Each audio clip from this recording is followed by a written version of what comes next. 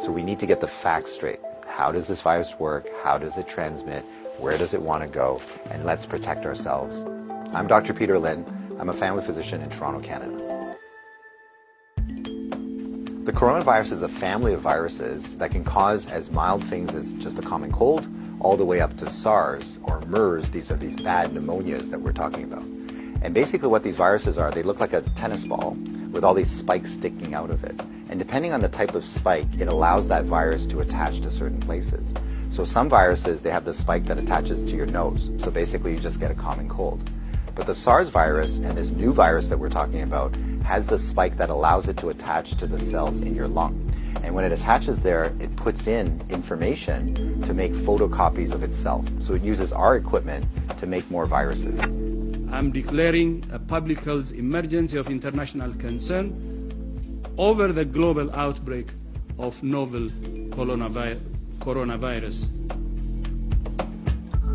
Most of the coronaviruses live in animals. In this particular case, it was from Wuhan. There was a fish market where they were selling live animals. And the thought is that the virus was in a live animal, then it crossed into a human. But then what we found was that people were getting sick in terms of healthcare workers, in terms of family members that were looking after them, which now meant that the virus can pass from human to another human.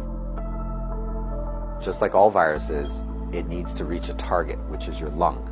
And it has to get there with your help. It has no feet and no wings. So therefore it needs us to move it there. So that's why we keep saying, don't hang around sneezy people because you're going to breathe it in.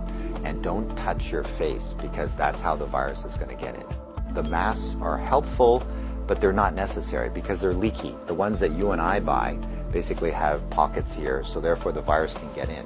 What the masks really do is they stop us from touching our face. If you're sick, we tend to mask you, so therefore you're not spewing out the viruses to other people sitting around you.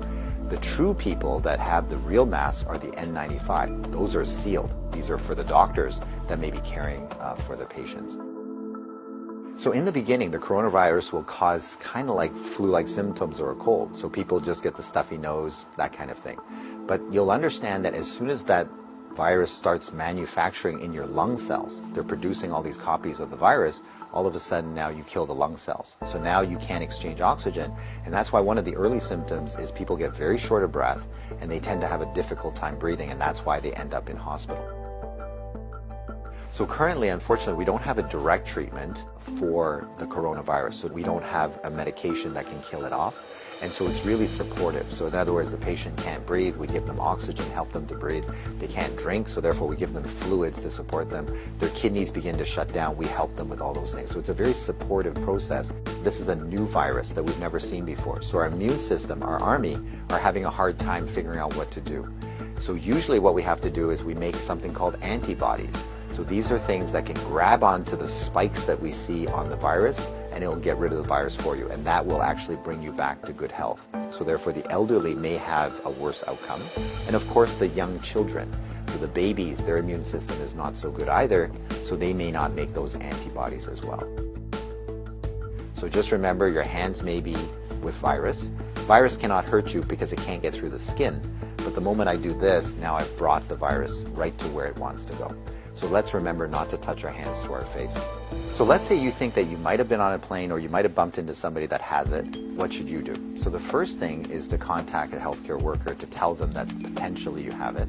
If you're feeling symptoms and you're going to go into a facility, call ahead. Okay, so whether you're calling the paramedics or whether you're calling the hospital or your doctor, just mention that you were on a flight.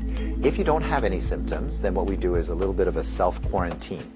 In other words, we can just keep you away from other people, and so you don't go into parties, don't go with your friends, don't go into public transportation. So we can contain it very easily by making sure that you do a self-confinement, so to speak, for the, let's say, 7 to 14 days is the longest incubation time. So after that, if you're feeling well, then you don't have anything to worry about. So if we get the facts right, then we don't have to be overly worried, but we do the right things so that we don't get the virus ourselves and that we don't pass it on to others. And if we look after each other in this way, this virus will have nowhere to go. It needs us to move it, it needs us to make copies for it, and if we don't help it, then the virus will stop. So we have the power to do that right now.